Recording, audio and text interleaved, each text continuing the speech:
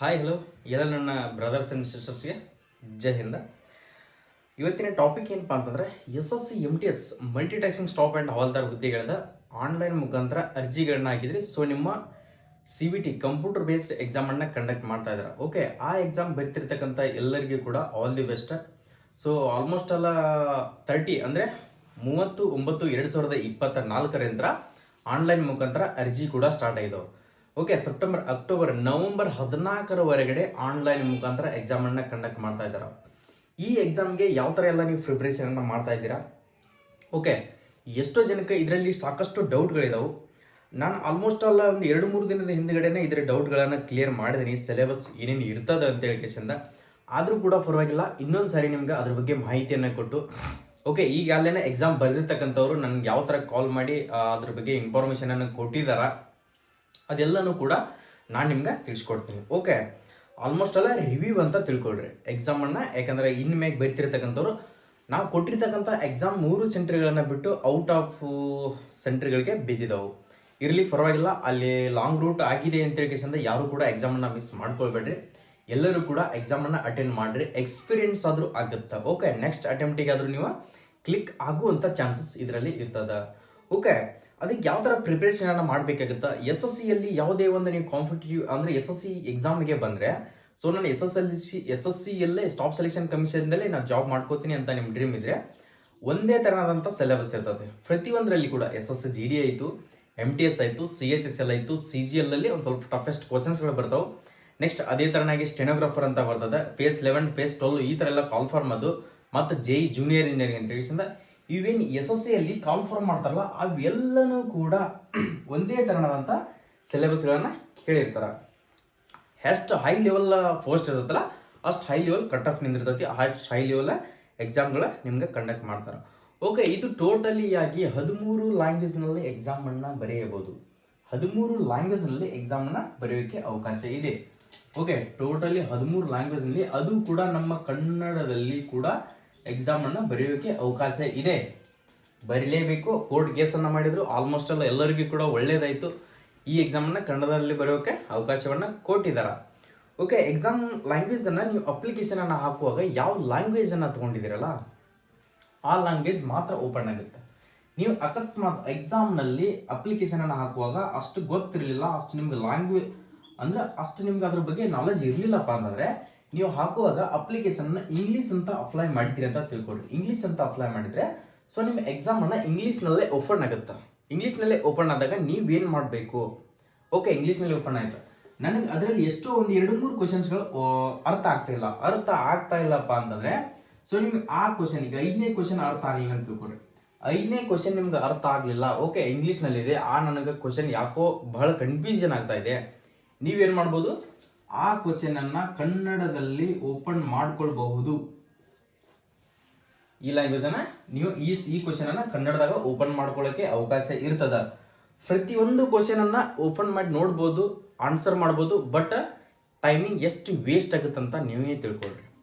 ಅದಕ್ಕೋಸ್ಕರನೇ ಫ್ರೆಂಡ್ಸ್ ಸರ್ಕಲ್ನಲ್ಲಿ ಯಾವ ಲ್ಯಾಂಗ್ವೇಜನ್ನು ತೊಗೊಂಡಿದ್ದಾನ, ಅವ್ನು ಇಂಗ್ಲೀಷ್ ತೊಗೊಂಡಿದ್ದಾನ, ಅವ್ನು ಪರ್ಫೆಕ್ಟ್ ಅದಾನ ಇಂಗ್ಲೀಷ್ ತೊಗೊಂಡಿದ್ದಾನ, ನೀನು ಕನ್ನಡ ಅಷ್ಟು ನಾಲೆಜ್ ಇದೆಯಾ, ಕನ್ನಡದಲ್ಲಿ ಬರೆಯುವಂಥ ನಿನ್ನ ಶಕ್ತಿ ಇದೆಯಾ, ಕನ್ನಡದಲ್ಲಿ ಬರೀ. ಏನು ಮಾಡ್ತಾರಪ್ಪ ಅಂದರೆ ಇನ್ನಷ್ಟು ಜನಗಳು ಇಂಗ್ಲೀಷ್ನಲ್ಲಿ ಅಂದರೆ ಡಿಫೆನ್ಸ್ ಒಳಗಡೆ ಆಲ್ಮೋಸ್ಟ್ ಆಲ್ ಇಂಗ್ಲೀಷ್ ಇರ್ತದಲ್ಲ, ಇಂಗ್ಲೀಷ್ನಲ್ಲಿ ಸ್ಟಡಿ ಮಾಡಿರ್ತಾರೆ. ಫ್ರೆಂಡ್ಸ್ ಸರ್ಕಲ್ ಒಳಗಡೆ ಕನ್ನಡ ಯಾವ ಸ್ಟೇಟ್ ಗೌರ್ಮೆಂಟ್ ಓದಿರ್ತಾವ್ರೆ, ಕನ್ನಡ ತೊಗೊಂಡಿರ್ತಾರೆ. ಮಾತೃಭಾಷೆ ನಮ್ದು ಕನ್ನಡ ಇದೆ, ಕನ್ನಡ ತಗೋ, ಕನ್ನಡ ಈಸಿ ಆಗುತ್ತೆ. ಓಕೆ, ಅವ್ನು ಕನ್ನಡ ತಗೋತಾನ, ಎಕ್ಸಾಮ್ನಾಗ ಕನ್ನಡದ ಕ್ವಶನ್ ಅರ್ಥ ಆಗೋದಿಲ್ಲ, ಹಂಗಾಗುತ್ತೆ. ಅದಕ್ಕೋಸ್ಕರನೇ ನೀವು ಯಾವುದರಲ್ಲಿ ಸ್ಟಡಿ ಮಾಡಿರ್ತಿರಲ್ಲ ಆ ಲ್ಯಾಂಗ್ವೇಜನ್ನು ಮಾತಾಡ್ತಗೋರಿ. ಈಗ ನಾ ಹೇಳ್ತಿರ್ತಕ್ಕಂಥದ್ದು ಈಗಾಗಲೇ ಆಗಿದಾವು, ಈಗಾಗಲೇ ಅವ್ರು ಕಾಲ್ ಮಾಡಿ ಕೂಡ ನನಗೆ ಇನ್ಫಾರ್ಮೇಷನ್ ಕೊಟ್ಟಿದ್ದಾರೆ. ಓಕೆ, ಸೆಷನ್ 1ದಲ್ಲಿ ಸೆಷನ್ 2ದಲ್ಲಿ ಅದ್ರ ಬಗ್ಗೆ ನಾನು ಹೇಳಿದ್ದೀನಿ, ಇನ್ನೊಂದ್ಸರಿ ಹೇಳ್ತೀನಿ ನೋಡ್ಕೊಡಿ. ಸೆಷನ್ 1ದಲ್ಲಿ ಮ್ಯಾಥ್ಸು ಮತ್ತು ರೀಸನಿಂಗ್ ಅಂತ ಇರುತ್ತೆ. Maths 20 questions, reasoning 20 questions. Totally ಒಂದು ಕ್ವಶನಿಗೆ 3 ಮಾರ್ಕ್ಸ್ ಇರುತ್ತೆ. ಇದಕ್ಕೆ 60, ಇದಕ್ಕೂ 60, ಟೋಟಲಿ 120 ಮಾರ್ಕ್ಸ್ ಇರುತ್ತೆ ಇದಕ್ಕೂ ಕೂಡ. ಓಕೆ, 120 ಮಾರ್ಕ್ಸ್ ಅಂದರೆ 45 ನಿಮಿಷ ಸೆಷನ್ 1ಗೆ. ಓಕೆ, ಇದೇನಿದೆಯಲ್ಲ ಸೆಷನ್ 1ಗೆ ಕೇವಲ 45 ನಿಮಿಷ. ಸೆಷನ್ 1 ಯಾರು ಬಿಟ್ಟುಬೇಡ್ರಿ. ಟೋಟಲಿ 40 ಕ್ವಶನ್ಸ್ಗಳೇನಿದಾವಲ್ಲ 40 ಕ್ವಶನ್ಸ್ಗಳಿಗೆ ಟಚ್ ಮಾಡಬೇಡಿ. ಎಷ್ಟೋ ಜನ ಏನು ಮಾಡಿದಾರಪ್ಪ ಅಂತಂದ್ರೆ ಈಗ ಎಕ್ಸಾಮ್ ಬರೆದಿರ್ತಕ್ಕಂಥವ್ರು ಸೊ ಅದಕ್ಕೂ ಕೂಡ ನೆಗೆಟಿವ್ ಇದೆ, ಅದನ್ನು ಕೂಡ ಬಿಟ್ಟು ಬಂದಿದ್ದೀವಿ. ಓಕೆ, ತಪ್ಪಲ್ಲ. ಅವರ ಎಕ್ಸಾಮ್ ಓಪನ್ ಆಗುವಾಗಿನ ಮುಂಚೆನೇ ನಿಮ್ಮ ಇನ್ಸ್ಟ್ರಕ್ಷನನ್ನು ಕೊಟ್ಟಿರ್ತಾರೆ, ಓದ್ಕೊಳ್ರಿ ಅಂತೇಳಿ 5 ನಿಮಿಷ ನಿಮ್ಗೆ ಟೈಮಿಂಗ್ ಕೊಟ್ಟಿರ್ತಾರೆ. 5 ನಿಮಿಷ ಟೈಮಿಂಗ್ ಕೊಟ್ಟರು ಕೂಡ ಅದ್ರ ಬಗ್ಗೆ ನಿಮ್ದು ಗಮನ ಇರೋದಿಲ್ಲ. ಫಸ್ಟ್ ಟೈಮ್ ಅಟೆಂಡ್ ಮಾಡಿದವ್ರು ಏನು ತಿಳ್ಕೊಂಡಿರ್ತೀರಪ್ಪ ಅಂತಂದ್ರೆ ಆನ್ಲೈನ್ ಮುಖಾಂತರ ಎಕ್ಸಾಮ್ ಇರ್ತೈತಿ, ಮಗ್ಗಲ್ದವ್ನು ಕೇಳಿ ಬರೆದ್ರಾಯಿತು. CBT ಕಂಪ್ಯೂಟರ್ ಬೇಸ್ಡ್ ಎಕ್ಸಾಮ್ ಅಂತ ಮಾಡಿದ್ದೇ ಆದ ಕಾರಣಕ್ಕೋಸ್ಕರ, ಅದಕ್ಕೋಸ್ಕರನೇ ಅದೇ ಥರ ಮಾಡಿದ್ದಾರೆ. ಯಾಕಪ್ಪ ಅಂತಂದರೆ ನಿಂದು ಫಸ್ಟ್ ಕ್ವಶನ್ಸ್ ಬಂದಿರತಕ್ಕಂಥದ್ದು ಅದು 11ನೇ ಕ್ವಶನ್ಸ್ ಅವ್ನಿಗೆ ಬಂದಿರ್ತದೆ. ಓಕೆ, ಅರ್ಥ ಆಯ್ತಾ? ನಿಂದು 1ನೇ ಕ್ವಶನ್ ಇದ್ದರೆ ಒಂದು 11ನೇ ಕ್ವಶನ್ ಇರುತ್ತೆ. ನಿನ್ನ ಕ್ವಶನಿಗೆ ಆನ್ಸರ್ ಮಾಡ್ಬೋದ ಒಂದು 5 ನಿಮಿಷ ಟೈಮ್ ವೇಸ್ಟ್ ಆಗುತ್ತೆ. ಅದಕ್ಕೋಸ್ಕರನೇ ಆನ್ಲೈನ್ ಮುಖಾಂತರ ಎಕ್ಸಾಮ್ ಇಟ್ಟಿರ್ತಾರ. ನಿನಗೆ ಮಗ್ಗಲ್ದವನಿಗೆ ಮಾತಾಡೋಕ್ಕೂ ಕೂಡ ಟೈಮಿಂಗ್ ಸಾಲ್ತಿರೋದಲ್ಲಿ. ಓಕೆ, ಗೊತ್ತಾಯ್ತಾ? 1 ಸೆಕೆಂಡ್ ಕೂಡ ನಿಮ್ಮ ಟೈಮ್ ನಿಮ್ಗೆ ಅಷ್ಟು ಇಂಪಾರ್ಟೆಂಟ್ ಆಗಿರ್ತೈತಿ. ಯಾರು ಕೂಡ ಮಾತಾಡೋಕೆ ಅವಕಾಶ ಕೂಡ ಸಿಗೋದಿಲ್ಲ. CC ಕ್ಯಾಮ್ರಾ ಇರ್ತಾವೆ, ನಿಮಗಂತ ಸೂಪರ್ವೈಸರ್ ಅಂತ ಇರ್ತಾರ, ಎಲ್ಲನೂ ಕೂಡ ಗಮನ ವಹಿಸಿರ್ತಾರ. ಸೆಷನ್ 1ದಲ್ಲಿ ಈ ಥರ ಇರ್ತೈತಿ. ಯಾವುದೇ ಥರದಂಥ ನೆಗೆಟಿವ್ ಇರಲ್ಲ ಫ್ರೆಂಡ್ಸ್, ಎಲ್ಲರೂ ಕೂಡ ಅಷ್ಟು ಆಗಿಬಿಡ್ರಿ. ಓಕೆ, ಇದಕ್ಕೆ ನೆಗೆಟಿವ್ ಇರೋದಿಲ್ಲ ಸೆಷನ್ 1ದಲ್ಲಿ, ಅರ್ಥ ಮಾಡ್ಕೊಳ್ರಿ. ಸೆಷನ್ 2ದಲ್ಲಿ ಹೇಳ್ದು ನೋಡ್ಕೊಳ್ರಿ. ಓಕೆ, ಸೆಷನ್ 2ದಲ್ಲಿ ಜನರಲ್ ಅವೇರ್ನೆಸ್ಸು ಮತ್ತು ಇಂಗ್ಲೀಷ್ ಅಂತ ಕ್ವೆಶನ್. ಇದು 25 ಕ್ವಶನ್ಸು, ಇದು 25 ಕ್ವಶನ್ಸು, ಇದು 45 ಮಿನಿಟ್ಸ್ ಟೈಮಿಂಗ್ ಇರುತ್ತೆ. ಓಕೆ, 25 ಕ್ವಶನ್ಸ್ ಅಂದ್ರೆ 75 ಮಾರ್ಕ್ಸ್ ಆಯಿತು, ಇದು 75 ಮಾರ್ಕ್ಸ್ ಆಯಿತು. ಟೋಟಲಿ ಇದಕ್ಕೂ ಕೂಡ 45 ಮಿನಿಟ್ಸ್ ಟೈಮಿಂಗ್ ಇರುತ್ತೆ. ಓಕೆ, ಇದಕ್ಕೆ 45 ಮಿನಿಟ್ಸ್ ಟೈಮಿಂಗ್ ಇದೆ ಅಂದರೆ ನೆಗೆಟಿವ್ ಕೂಡ 1/3 ನೆಗೆಟಿವ್ ಇರ್ತದ. ಸೆಷನ್ 2ದಲ್ಲಿ ನೀವು ಕರೆಕ್ಟಾಗಿ ಎಕ್ಸಾಕ್ಟ್ ನಿಮ್ಗೆ ಆನ್ಸರ್ ಗೊತ್ತಿದ್ರೆ ಮಾತ್ರ ಇದಕ್ಕೆ ಆನ್ಸರನ್ನು ಮಾಡಿರಿ. ಓಕೆ, ಇದಕ್ಕೆ ಎಷ್ಟೋ ಜನ ಇದೇ ಥರ ಮಾಡಿದ್ರಿ, ಈ ಎಕ್ಸಾಮ್ ಬರೆದಿರ್ತಕ್ಕಂಥವ್ರಿಗೆ ಗೊತ್ತಿರಲ್ಲ. ಯಾಕಂದ್ರೆ ಫಸ್ಟ್ ಟೈಮ್ ಅಟೆಂಡ್ ಮಾಡಿದಾರೆ, ಎಲ್ಲದಕ್ಕೆಲ್ಲನೂ ಕೂಡ ಟಚ್ ಮಾಡಿ ಬಂದ್ಬಿಟ್ಟಿದಾರ. ಓಕೆ, ನಾನು ಮೊದಲಿಗೆ ಕೂಡ ನಿಮ್ಗೆ ಎಕ್ಸಾಮ್ ಹೋಗೋಕ್ಕಿಂತ ಮುಂಚೆನೇ ಇದ್ರ ಬಗ್ಗೆ ವಿಡಿಯೋನ ಮಾಡಿದೆ. ಓಕೆ, ಇದ್ರ ಕಟ್ ಆಫ್ ಎಷ್ಟು ನಿಲ್ಲಬಹುದು ಈ ಸರಿ? ಕಟ್ ಆಫ್ ಯಾವ ಬೇಸ್ ಮೇಲೆ ನಿಂದಿರುತ್ತಂತಂದ್ರೆ ಸೆಷನ್ 1ದಲ್ಲಿ ಇದೇನು ಇಲ್ಲ, ಜಸ್ಟ್ ಕ್ವಾಲಿಫೈ ನೇಚರ್ ಅಷ್ಟೇ. ಅಂದರೆ ನೀವು ಸೆಷನ್ 1ದಲ್ಲಿ ಎರಡೂ ಕೂಡ ಎಕ್ಸಾಮ್ ಒಂದೇ ದಿನ ಇರ್ತದ. ಇದು ಕಂಪ್ಲೀಟ್ ಆದಮೇಲೆ ಸಡನ್ ಆಗಿ ಕೇವಲ 1 ನಿಮಿಷದಲ್ಲಿ 2ನೇ ಸೆಷನ್ ಓಪನ್ ಆಗುತ್ತೆ. ಆಟೋಮೆಟಿಕ್ಲಿ ನೀವು ಆನ್ಸರ್ ಟಚ್ ಮಾಡಿರಿ ಬಿಡ್ರಿ, ಸೇವ್ ನೆಕ್ಸ್ಟ್ ಕೊಟ್ಟರು ಸಂಬಂಧ ಇಲ್ಲ, 2ನೇ ಸೆಷನ್ ಓಪನ್ ಆಗುತ್ತೆ. 2ನೇ ಸೆಷನ್ ಓಪನ್ ಆದಮೇಲೆ ಅದು 45 ನಿಮಿಷ ಟೈಮಿಂಗ್ ಸ್ಟಾರ್ಟ್ ಆಗುತ್ತೆ. ಸ್ಟಾರ್ಟ್ ಆದಾಗ ನಿಮ್ಗೆ ಗೊತ್ತಿರ್ತಕ್ಕಂಥ ಆನ್ಸರನ್ನು ಮಾತ್ರ ಇದರಲ್ಲಿ ಮಾಡಿರಿ. ಸೊ ಟೋಟಲಿ 120 ಕ್ವಶನ್ಸ್, 120 ಮಾರ್ಕ್ಸ್ ಆಯಿತು. ಓಕೆ, 120 ಅಲ್ಲ, ಎಷ್ಟಪ್ಪ ಅಂತಂದ್ರೆ ನಿಮ್ಗೆ 150 ಮಾರ್ಕ್ಸ್ ಆಯಿತು. ಓಕೆ, 150 ಅಂತಂದರೆ ನೀವು ಇದರಲ್ಲಿ ಎಷ್ಟಕ್ಕೆ ಕಟ್ ಆಫ್ ನಿಲ್ಲಬಹುದು ನಮ್ಮ ಕರ್ನಾಟಕದ? ಎಕ್ಸಾಕ್ಟ್ಲಿ ನಾನು ಹೇಳ್ತೀನಿ ನೋಡ್ಕೊಡ್ರಿ, 110 ಅಬವ್ ಹೋಗ್ಬೋದು ಈ ಸರಿ. ಇಷ್ಟು ಹೋದರೆ ಮಾತ್ರ MTS ಮತ್ತು ಹವಾಲ್ದಾರ್ನಲ್ಲಿ ನೀವು ಸೆಲೆಕ್ಟ್ ಆಗುವಂಥ ಚಾನ್ಸಸ್ ಇರ್ತದೆ. ಓಕೆ, 110 ಅಲ್ಲಿ ನೀವು ಇಷ್ಟು ಸ್ಕೋರ್ ಮಾಡಿದರೆ ಎಕ್ಸಾಕ್ಟ್ಲಿ ನೀವು MTS ಜಾಬನ್ನು ಹಿಡ್ಕೊಳ್ಳೋಕ್ಕೆ ಅಡ್ಡಿ ಇಲ್ಲ. ಸೆಷನ್ 1ದಲ್ಲಿ ತೆಗೆದಾಕ್ಬಿಟ್ರಿ, ಬರೀ ಕ್ವಾಲಿಫೈ ನೇಚರ್ ಅಷ್ಟೇ. ನಾನು ನೆಗೆಟಿವ್ ಇಲ್ಲ ಅಂತ ಹೇಳ್ತಾ ಇದ್ದೀನಿ ಸೆಷನ್ 1ದಲ್ಲಿ. ಸೆಷನ್ 2ದಲ್ಲಿ ಓಕೆ, ಇನ್ನಷ್ಟು ಜನಕ್ಕೆ ಡೌಟ್, ಇಂಗ್ಲೀಷ್ ಗ್ರಾಮರನ್ನು ಹಿಂದಿಯಲ್ಲಿ ಬರೀಬಹುದಾ? ನೋ, ಬರೆಯೋಕೆ ಅವಕಾಶ ಇಲ್ಲ. ಕಂಪಲ್ಸರಿ ಆಗಿರ್ತಕ್ಕಂಥದ್ದು ಇಂಗ್ಲೀಷ್ ಇರ್ತದ. ಇದರಲ್ಲಿ ಯಾವುದೇ ಥರದಂಥ ಹಿಂದಿ ಲ್ಯಾಂಗ್ವೇಜನ್ನು ಕೊಡೋದೇ ಇಲ್ಲ. English compulsory. 13 ಲ್ಯಾಂಗ್ವೇಜ್ನೊಳಗೂ ಎಕ್ಸಾಮ್ ಇದೆಯಪ್ಪ ಅಂತಂದರೆ ಸೊ ಇಂಗ್ಲೀಷನ್ನು ಎಲ್ಲರೂ ಗ್ರಾಮರ್ ಇಂಗ್ಲೀಷನ್ನು ಟಚ್ ಮಾಡಲೇಬೇಕು. ಯಾವ ಲ್ಯಾಂಗ್ವೇಜು ಅದರಲ್ಲಿ ಚೇಂಜ್ ಆಗೋದೇ ಇಲ್ಲ, ಕಂಪಲ್ಸರಿ ಆಗಿರ್ತದೆ. ಓಕೆ, ಇಷ್ಟಾಯಿತು. ನೆಕ್ಸ್ಟ್ ಕಟ್ ಆಫ್ ಬಗ್ಗೆ ನಾನು ತಿಳಿಸ್ಕೊಟ್ಟೆ. ಇಷ್ಟಕ್ಕೆ ನಿಮ್ಗೆ ಕಟ್ ಆಫ್ ಆಗಲೇಬೇಕಾಗುತ್ತೆ. ನೀವು MTS ಮತ್ತು ಹವಾಲ್ದಾರ್ ಜಾಬ್ಗೆ ಟ್ರೈ ಮಾಡ್ತಾ ಇದ್ದೀರಿ ಅಂತ ಅಂದರೆ ಇಷ್ಟಂಕಿ ನೀವು ಸ್ಕೋರ್ ಮಾಡಿದರೆ ಮಾತ್ರ ಇದರಲ್ಲಿ ಒಳ್ಳೆಯ ಅವಕಾಶ ಸಿಗ್ತದೆ. ಪ್ರತಿ ವರ್ಷನೂ ಕೂಡ SC MTS ಕಾಲ್ ಫಾರ್ಮ್ ಆಗ್ತಾನೆ ಇರ್ತದೆ ಪ್ರತಿ ವರ್ಷ. ನಾನು ಇದ್ರ ಬಗ್ಗೆ ಅಪ್ಡೇಟ್ಗಳನ್ನು ಕೊಡ್ತಾ ಇದ್ದೀನಿ. ಆಲ್ಮೋಸ್ಟ್ ಅಲ್ಲಿ ನಿಮ್ಗೆ ಇನ್ನಷ್ಟು ಸಾಕಷ್ಟು ಮಾಹಿತಿಗಳನ್ನು ಕೊಡಬೇಕು, ಇನ್ಸ್ಟಿಟ್ಯೂಟನ್ನು ಓಪನ್ ಮಾಡಬೇಕು.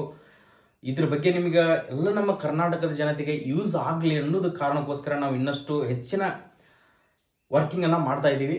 ಆದಷ್ಟು ಬೇಗನೆ ಆದರೆ ನಿಮ್ಗೆ ಹೆಲ್ಪನ್ನು ಮಾಡ್ತೀವಿ. ಓಕೆ, ಈಗ ಎಕ್ಸಾಮ್ ಬರೀತಿರ್ತಕ್ಕಂಥವ್ರು ಎಲ್ಲ ಕೂಡ ಶಿಫ್ಟ್ ದೂರ ಇದ್ದಾವೆ. ಯಾಕೆಂದ್ರೆ ಕೇವಲ ಒಂದು 10-15 ದಿನ ಗ್ಯಾಪ್ ಇದೆ. ದಸರಾ ಟೈಮಲ್ಲಿ ಎಕ್ಸಾಮ್ SSC MTS ಅನ್ನು ಟೋಟಲಿ 12-13 ದಿನ ಗ್ಯಾಪ್ ಇಟ್ಟಿದ್ದಾರೆ. ಆದ ಕಾರಣಕ್ಕೋಸ್ಕರ ಮುಂದಿನ ತಿಂಗಳು 14ರ ಮಟ್ಟ ಎಕ್ಸಾಮನ್ನು ಕಂಡಕ್ಟ್ ಮಾಡ್ತಾ ಇದ್ದಾರೆ. ಬಹಳ ದಿನ ಯಾಕಾಯ್ತು ಅಂತ ಹೇಳ್ಕೇಸಿಂದ ಅನ್ಕೊಳ್ಬೇಡ್ರಿ, ಗ್ಯಾಪನ್ನು ಇಟ್ಟಿದ್ದಾರೆ. ಎಲ್ಲರಿಗೂ ಕೂಡ ಆಲ್ ದಿ ಬೆಸ್ಟ್. ಯಾರೆಲ್ಲ ಎಕ್ಸಾಮ್ ಸೆಂಟರ್ಗಳು ಲಾಂಗ್ ಬಂದಿದ್ದಲ್ಲ ಅಡ್ವಾನ್ಸ್ ಆಗಿ ಪ್ಲಾನಿಂಗ್ ಇಟ್ಕೊಳ್ರಿ. ಅಪ್ಲಿಕೇಶನ್ ಸ್ಟೇಟಸನ್ನು ನಿಮ್ಮ ಎಕ್ಸಾಮ್ ಸಿಟಿ ಮತ್ತು ಸೆಂಟರ್ಗಳನ್ನು ಯಾವ ಥರ ಚೆಕ್ ಮಾಡ್ಕೊಳ್ಬೇಕು ಅನ್ನೋದು ಕೂಡ ನಾನು ತಿಳಿಸ್ಕೊಟ್ಟಿದ್ದೀನಿ. ಅಡ್ಮಿಟ್ ಕಾರ್ಡ್ ಕೂಡ ಯಾವ ಥರ ಡೌನ್ಲೋಡ್ ಮಾಡ್ಕೊಳ್ಬೇಕು ಅದನ್ನು ಕೂಡ ಹೇಳ್ಕೊಟ್ಟಿದ್ದೀನಿ. ಕರೆಕ್ಟಾಗಿ ಆಧಾರ್ ಕಾರ್ಡನ್ನು ಹೋಗುವಾಗ ಡಾಕ್ಯುಮೆಂಟ್ಗಳನ್ನ ಕಂಪಲ್ಸರಿ, ಯಾಕಂದ್ರೆ ಲಾಂಗ್ ಹೋಗಿರ್ತೀರಿ, ವಾಪಸ್ ಬರುವಂಗೆ ಮಾಡೋಕೆ ಹೋಗ್ಬೇಡ್ರಿ. ಆಧಾರ್ ಕಾರ್ಡ್ ತೊಗೊಂಡವ್ರಿ, ಅಡ್ಮಿಟ್ ಕಾರ್ಡ್ ತೊಗೊಂಡವ್ರಿ, ಎಮರ್ಜೆನ್ಸಿ ಏನಾದರೂ ಅಪ್ಲಿಕೇಶನ್ದಲ್ಲಿ ಮಿಸ್ಟೇಕ್ ಆಗಿದ್ರೆ SSLC ಮಾರ್ಕ್ಸ್ ಕಾರ್ಡನ್ನು ಕಂಪಲ್ಸರಿಯಾಗಿ ಯಾವುದೇ ಒಂದು ಎಕ್ಸಾಮ್ ಫಿಸಿಕಲ್ ಇದ್ರೂ ಕೂಡ ಮಾರ್ಕ್ಸ್ ಕಾರ್ಡನ್ನು ತೊಗೊಂಡೋಗ್ರಿ.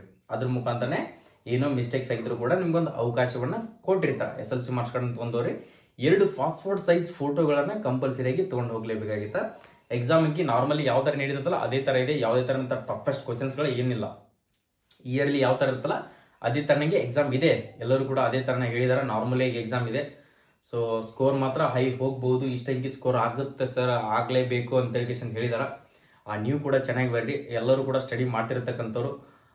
ಆಲ್ಮೋಸ್ಟ್ ಸ್ಟಡಿ ಮೆಟೀರಿಯಲ್ ನನಗೆ ಸಿಕ್ಕರೆ ನಾನು ಟೆಲಿಗ್ರಾಮ್ ಗ್ರೂಪಲ್ಲಿ ನಿಮ್ಗೆ ಶೇರ್ ಮಾಡಿರ್ತೀನಿ. ಓಕೆ, ಯಾರಾದರೂ ಹೊಸದಾಗಿ ನೋಡ್ತಾ ಇದ್ರೆ ನಮ್ಮ ಯೂಟ್ಯೂಬ್ ಚಾನಲ್ಗೆ ಫಸ್ಟ್ ಟೈಮ್ ಜಾಯ್ನ್ ಆಗಿದ್ರೆ, ಸೊ ನೀವು ಈಗ ಜಸ್ಟ್ SSLC ಮುಗಿದು ಫಸ್ಟ್ ಇಯರ್ ಅಡ್ಮಿಷನ್ ಮಾಡ್ಕೊಂಡಿದ್ದೀರಿ. ಓಕೆ, ನನ್ನ ಡಿಗ್ರಿ ಕಂಪ್ಲೀಟ್ ಆಗಿದೆ, ನಾನು ಜಾಬ್ಗೆ ಅಂತ ಟ್ರೈ ಮಾಡ್ತಾ ಇದ್ದೀನಿ ಅಂತ ಅಂದ್ಕೊಂಡಿದ್ರೆ, ಸೊ ನಮ್ಮ ಯೂಟ್ಯೂಬ್ ಚಾನಲ್ಗೆ ಈಗಾಗಲೇನ ಒಂದು ಲೈಕ್ ಮಾಡಿ. ಈ ವಿಡಿಯೋನ ಪ್ರತಿಯೊಬ್ಬರಿಗೆ ನಿಮ್ಮ ಸ್ನೇಹಿತರಿಗೆ ಕೂಡ ಅವ್ರಿಗೆ ಕಾಂಪಿಟೇಟಿವ್ ಬಗ್ಗೆ ಗೊತ್ತಿರಲಿಲ್ಲ ಅಂದ್ರೂ ಪರವಾಗಿಲ್ಲ, ಅವ್ರಿಗೆ ಕೂಡ ಈ ವಿಡಿಯೋನ ಶೇರ್ ಮಾಡಿಕೊಡ್ರಿ. ಕೆಳಗಡೆ ಕಾಣ್ತಿರ್ತಕ್ಕಂಥ ರೈಟ್ ಸೈಡ್ಗೆ ಈ ಸಬ್ಸ್ಕ್ರೈಬ್ ಬಟನ್ ಅನ್ನು ಒತ್ತಿ ಬೆಲ್ ಐಕನ್ ಮೇಲೆ ಕ್ಲಿಕ್ ಮಾಡಿ ಆಲ್ ನೋಟಿಫಿಕೇಶನ್ ಅಂತ ಕೊಟ್ಕೊಂಡ್ರೆ ನಾವು ಡೈಲಿ ಸಾಕಷ್ಟು ಜಾಬ್ ನೋಟಿಫಿಕೇಶನ್ಗಳು ಆಗ್ತಿರ್ತಾವೆ. ಇದು ಒಂದೇ ಅಲ್ಲ. ಸೊ ಇದಾಗಲಿಲ್ಲ ಅಂತಂದರೆ ನೆಕ್ಸ್ಟ್ ಕಾಲ್ ಫಾರ್ಮ್ GD ಇದಾವೆ. ಓಕೆ, CHSL, CGL, ಮತ್ತು ನೆಕ್ಸ್ಟ್ ಡಿಫೆನ್ಸಲ್ಲಿ ಟ್ರೇಡ್ಸ್ಮನ್ ಹುದ್ದೆಗಳು ಸಾಕಷ್ಟು ಕಾಲ್ ಫಾರ್ಮ್ಗಳಾಗ್ತಿರ್ತಾವೆ ಸ್ಟೇಟ್ ಗೌರ್ಮೆಂಟಲ್ಲಿ. ಅವೆಲ್ಲನೂ ಕೂಡ ಮಾಹಿತಿಗಳನ್ನ ತಿಳ್ಕೊಂಡು ನೀವು ಅಪ್ಲೈ ಮಾಡಿ ಜಾಬ್ಗೆ ಏನಾದರೂ ಟ್ರೈ ಮಾಡ್ಬೇಕು ಅಂದ್ಕೊಂಡಿದ್ರೆ ನಮ್ಮ ಯೂಟ್ಯೂಬ್ ಚಾನಲನ್ನು ಸಬ್ಸ್ಕ್ರೈಬ್ ಮಾಡಿ ಇಟ್ಕೊಳ್ಳೇಬೇಕಾಗುತ್ತೆ. ಓಕೆ, ಎಲ್ಲರಿಗೂ ಕೂಡ all the best. Jai Hind, Jai Karnataka.